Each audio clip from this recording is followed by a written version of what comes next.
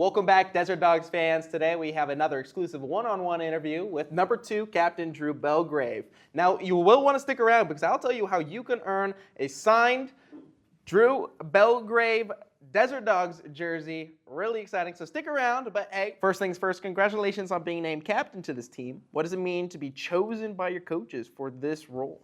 That was awesome. It came as a bit of a surprise at first, but yeah, just honored to get the opportunity, honored to lead such a great group of men, and honestly, it's been a lot of fun. Now, when you wear that C out onto the turf, what are some of the responsibilities that come with it? I'm kind of the main point of contact between the refs and the coaches. The refs kind of don't like to talk to anybody without a letter on, so just a little bit more with the refs, and then I try not to say too much to the O guys, but a little bit to the guys on the back end of the floor. Encouragement, getting on them when they need it, kind of anything in between. Now, you kind of mentioned that ref stuff. Is there anything else that most fans wouldn't know about that comes with being captain? I think most people probably know the responsibilities of it on the floor pretty well because they can see it. But there's a lot of stuff kind of off the floor as well, from running our kangaroo court to accountability for guys and, just organizing things sometimes as well. It's kind of a little bit of everything role. Yeah, and I believe there's probably a lot of leadership that comes with it. What type of leader would you say you are? Are you a inspirational type of speech guy, or are you I'm going to lead you by example out on the turf? I kind of like to think I'm somewhere in the middle. I speak when needed, but I try not to over-communicate because, if you get the same voice over and over, people tend to kind of cue it out a little. But it really helps. We have the leadership group that we do. We got guys like Donnie, guys like Jonesy, guys like Kirsty. It's a big group of us. It's a leadership group. So I get a lot out of those guys helping me out in a lot of different ways. So it eases the burden on me a lot. When that leadership group needs to talk, when do you think it's most apparent? Like after a win, after a loss, or during the game if adversity hits? That's kind of tricky because it could be it could be after a win, it could be after a loss, it could be any one of those situations. It's just about having a pulse on the team and kind of knowing what the guys need at the time. I always like to say, don't get too high, don't get too low. So yeah, if your team's too high after a win, you might actually have to do something to dial them back a little bit. But also if they're too low after a loss, it might be a time that they need some encouragement, or it's a time that you really don't want to double down and lay into the guys when they're already feeling pretty down on themselves. So, it's all about balance. Nice. Now we got to talk about this hit you had in Philadelphia. Just train tracks. Here I come. What happened on the floor that led to that moment? On the floor, it was kind of more of it's something that I saw in film. First off, is that they send a guy to the bench early in some situations. We were 5-on-4 already, but their guy had come out of the box, but he went to change, so I kind of knew we were in an extra man situation. And then kind of my thing on Sowers for the week was he's a really amazing dodger, but he doesn't like to pass once he gets out of his dodge. So knowing that, I know that as the extra man help guy, once I saw him go into his dodge, I can slide it kind of as hard as I want without worrying about him passing out of it, and that's how you get there. That's nice. Now, defensive positions, outside of those big hits, it could be kind of seen as an unglamorous role. You're not showing up on the score sheet every night. What for you makes the position worth it? What makes it worth it? Honestly, I just love to compete. I just love playing sports my whole life. I've kind of always played defensive back in football. I played some basketball.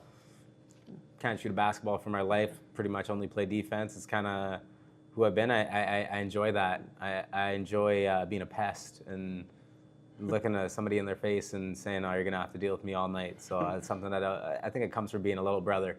You grow up being a pest and you learn to thrive in that role. Yeah, I was a younger brother as well of 2 older brothers, so very much I know about that. Yeah. Just keep bugging them.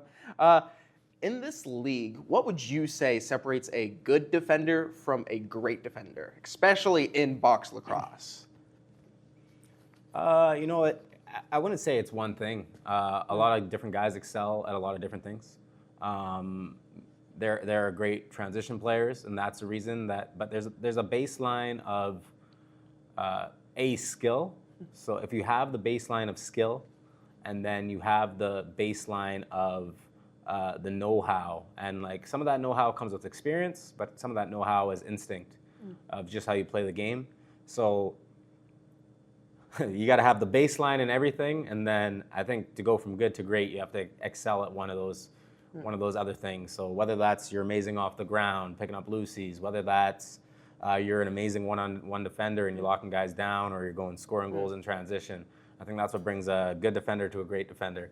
Is you can do everything that is expected of you, and then you give your team a little extra boost elsewhere as well. Nice. Now, I'm a little interested in kind of your journey to the Dogs. So I know you were traded from San Diego Seals mid-season last year. In that time, you've kind of seen this team grow and change for the good. What's kind of been the secret sauce from last year to this year? Secret sauce. I mean, I don't think it's much of a secret because there's a lot of change that happened this offseason.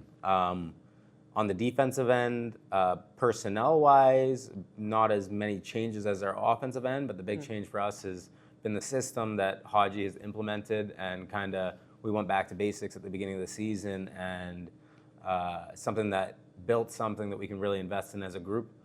On the offensive side of the ball, also bringing in a new coaching staff was obviously Hickey's brought in a new system that has the guys running great. And then it helps when you bring in guys, Mitch Jones, Chris Kluche, Chase Fraser, and some other pieces that we've added to supplement what we already had here. And just as a team, I think we're just a lot more cohesive as a group this year. Yeah. And now the Dogs haven't been in a position where they've been in the playoffs or kind of been in the hunt for the playoffs. How can you as a captain or even just a teammate of this team help us get there? Well, I mean, for any player on this team, myself included, it starts with my own play on the floor. My first goal is to perform on the weekend. And then other than that, I just want to help my teammates be the best versions of themselves. Whether that's helping them out on the floor, whether that's helping them out off the floor. With leadership, sometimes it's even smaller things, Just do whatever you can to make this organization succeed. Yes. And I think this will be a good one to wrap up on. What do you want to be known for as captain when people look back at your time with the Desert Dogs? What do I want to be known for? I think not so much what I want to be known for as a captain, but what I want to be known for as a player in general is being that pest. So playing, like they always say, play at the line, and not that I want to.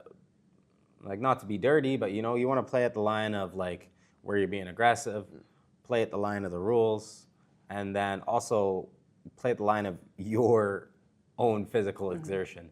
So if I'm pushing myself to my limit every night, then I'm already showing a good example for the rest of my team no matter what. So if I'm playing at that edge always, I'll be setting a good example, and I hope I would be remembered like that and leaving it my all on the floor every night. Perfect. Thank you, Drew, so much for joining us. Once again, if you want to earn a signed Desert Dogs jersey by Drew Belgrave, all you have to do is like, comment, and subscribe, and it's all yours. We're going to pick one winner here soon. Thank you, Drew, again. Thank you.